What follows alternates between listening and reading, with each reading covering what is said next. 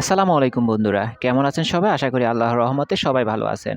আপনাদের জন্য নিয়ে আসলাম দাখিল ১০ম শ্রেণীর নির্বাচনী পরীক্ষার হাদিস শরীফের প্রশ্ন। আজকের এই প্রশ্নটি হচ্ছে আল-ফাতা প্রকাশনীর। আপনি কোন প্রকাশনী থেকে পরীক্ষা দিচ্ছেন অবশ্যই কমেন্ট করে জানাবেন।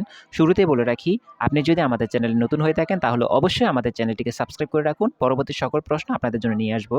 কারণ আপনাদের জন্য সকল কষ্ট করতেছি। ইনশাআল্লাহ কষ্টের প্রতিদান আপনারা দিবেন।